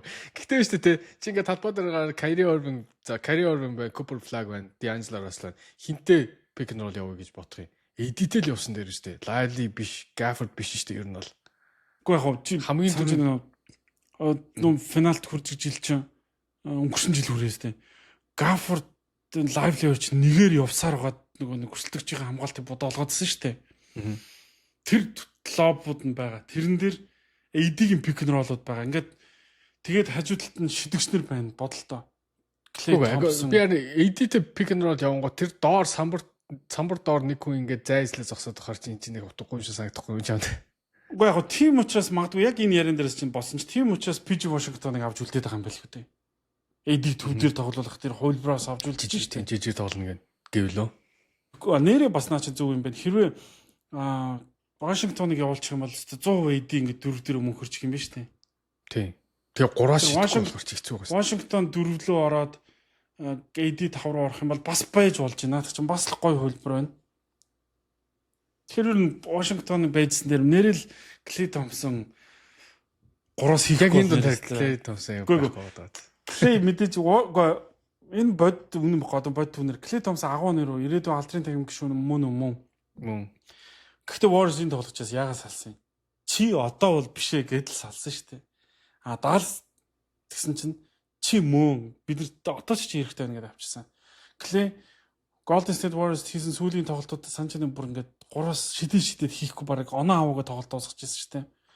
Dallas өнгөрсөн жил агүй болон тийм тоглолт хийсэн шүү дээ. Хэрвээ тэр тоглолт нь энэ жил бүр орших юм бол өстой чиний хэлдгээр хэвлэлийнхний багийн амжилтыг хойшин чангаах нь Klay Thompson болно. Гэхдээ би Klay банк тийм муу тоглохгүй болоо гэж найж байна. AD ирээд ингээд нөгөө систем бүрэн ажиллаад эхлэх юм бол Klay сул гарна шүү дээ. Сул гарсан үед энэ ч амар хим шүү дээ. Ямар Bronny James шүү дээ. Klay Thompson шүү дээ. Тийм ээ. Гэхдээ зүгээр Max Christie гараанд гарсан дээр Klay Thompson гараанд гарсан дээр гэдэг асуултан дээр бас очихлох. Тэр сонголт. Max Christie бид нэлээд харах байхаа яах юм бол угаасаа Klay-гийн хамгаалт гүйцэхгүй байгаа газар Max Christie би нөтрүүн Tyrese Maxx юм те Max Christie хамгаалтан дээр дууршаар гарах бах. Najee Marshall тэргүүтэнд Klay угаасаа нөгөө хөдөлгөөн жил ирсэн удаашж байгаа учраас өссөн өсөөгөө тэр тохиол хойшоо суух болох. Гэхдээ Dallas Mavericks-ийн энэ жил Dallas Mavericks-ийн би Cooper Flag-ыг ийм богино хугацаанд төлөөлж шүүрдэд ингээд багийнхаа хоёр дахь плеймейкер нь болоод явна гэж бодсонгүй. Өнөөдөр болцсон байгааг нь харахад гоё байна. Гэхдээ энэ дөнгөж ихтэл энэ rookie тоглож албасны тоглолтондоо ч оролцоогүй байхад Dallas ийм гоё байгааг харахад би Dallas Mavericks баг угаасаа би горилго тавиад байгаа. Тэр нь маань ч жоох ихтгэл нэмэгдсэн шүү өнөөдөр. Тэгээ энэ жилийн rookie одоо нөгөө rookie of the year-ийн одоо уралдаан бол амар болох юм шиг санагдаад байгаа шүү. Амар хүчтэй өрсөлдөөн болох юм шиг санагдаад байгаа шүү. Түрүү жил бол нэг сонирн байсан шүү дээ. Тийм. Энэ жил бол нэлээд чанга өрсөлдөөнүүд болох юм шиг санагдаад байна. Яа тэр Edge combo гэдэг одоо. Тэр амар. Йоо тэр зүгээр тэнд нисчил ш дүүлж ил ш. Тий. Ямар ч өөртөө ихтэй гой тоглолтын. Тэгэхээр Dallas Mavericks-ийн ирээдүй Лука Дончичийг явуулаад Нико Харрисон алуулж исэн яг тэр нэг сарыг бодох юм бол бүх зүйл маш гоё буцаад ингээд гоё болж байгаа юм болов гэж бодож. Одоо нэгэн ард уцарсан шүү дээ. AD ирсэн Лука Дончич тэнцээ гэргээ сонгуулсан. Одоо байгаа нөхцөл байдлаас харах юм бол Dallas Mavericks баг эргэжил плей-оффт орсон байлоо. Плей-оффт орсон 2 дугаар шатанд орсон юм чи би л гайхгүй. Бүр авраг аваасаач гэж бодож байна. AD-г нөгөө жин нэмсэн байна гэж яасан. Тэр зүгээр сая нүдний хагалгаанаас болсон бохоо гэж би боддог шин. Уусаа нүдний хагалгаа чинь хитрхээ бүр бие өвчний юм хийж болдгоо байх. Би зүгээр тэгж таамаглаж байна. Би яг эмч бишэлтэй. Нөгөө одоо ингээд хүнд юм өргөнгөт нөгөө тренер рүү тэгээд байдаг ш. Бити ингээд нүдэн нэдэ гэдэг ш. Нүдэн хахад ингээд жижиг нөгөө суд ингээд тасраад улаагаад байдаг ш нүд. Тэгэхээр бас нүдтэй холбоотой л байхгүй те. Тэгэхээр манер яг тэр биений хүчний юугаа хийхгүй байсараа жоохон нэмсэн баг. Гэтэ яг өнөөдөр ингээ харсан чинь асуудалтай харагдахгүй л байна шүү дээ. Лукаш гоёлээ. Тэ. Тэгэхээр тэгээд нэг зүйл нь хагалгаанд ороод эхний хідэн тоглолтыг өнжиж магадгүй гэдсэн орох юм бэл тэ. Pre-season дээр одоо ингэж тоглохоор. Тийм pre-season дээр тоглож байгаа үлрэлийн нийлдэв шууд эхнээсээ тоглох юм байна. Тэгээд энэ бол маш сайн мэдээ. Тэгээд Kyrie Irving хүртэл ер нь бол нэг 50% амжилттай явж байхад бол плей-офф төхөөд ирэхэд бол Kyrie ирчихэд 3 сард үнэхээр ирвэл энэ бол баг бол асуудалгүй л тэр дунд явж байгаа юм болов уу гэж бодож байна. Яг West-ийн өрсөлдөөн дахиад хэлээ амар хожил болгон чухал. Ялангуяа West дотроо. Тэгтээ хараа дийлооч нь шүү дээ. Яг плей-оффт ингээд нөгөө нэгт хамгаалтын эсрэг бол шидэлтэй уунцдаг л да. Гэхдээ улиралд бол хангалттай холбогч штэ. Тийш хангалттай холбогч. All-Star уулзсан холбогч штэ. Тийм. Тэр бодлоо. Тийм учраас Kyrie гэртэл энэ багийг хангалттай аваад явах гэж бодож байна. Тэгэхээр Dallas Mavericks баг Cooper Flag ер нь маш олон хүний одоо юу гэдэг favorite тоглогч болох байхаа. Цаашдаа ер нь яг чиний хэлдгээр лигийн нүүр царай хэзээ нэг өдөр болох нь бол гарцаагүй юм шиг харагдлаа. Тэгэхээр дог суудсан залуу юм а тэр тоглолтын. Би өнөөдөр баг шууд фэн болох шахлаа шүү дээ. Тэгэхээр Dallas Mavericks баг үлрэлийн үзэдэй байх багуудын нэг яхаарахгүй муу юм байл шүү. Тэгэхээр олон тоглолтыг бид үзэж олон тоглолтын талаар бид ярилцах болно. Game Point podcast маань энэ хүрээд өндөрлж энэ 7 хоногийн дугаарт хамтдсан баярлалаа. Энэ 7 хоногоос эхлээд Premier Sports нэг суугаар болон YouTube суугаар та бүхэн зэрэг хүрч ирснийг дуулахад таатай байна. Game Point podcast-ийн ерөнхий ивент тэгчээр найзаа өөрийн аяныг хэрэгжүүлж байгаа, social page ажиллаж байгаа, Blackpink-ийн тоглолтыг үзэж хүсэж байгаа бол та social page найзаагаа өрөөрэй. Өргөцсөн найз, өрсөн та хоёр хоёулаа суглааны эрэхтэй болохол за үе мөчний шингэн доктор, joint movement, glucosamine, за суугаа ажилтай, спортоор хичээлдэг, бэртэл гимтэлтэй, ер нь биедээ хайртай хүн бүхний сонголт болох joint movement glucosamine ажиллаа. Ингээд энэ удаагийн дугаар энэ хүрээд өндөрлж байна. Дараагийн дугаараар иргэ уулзлаа. Баяртай. LA-гээс Сан Францискогоос ялтаа бүхэндээ хамтаалаа.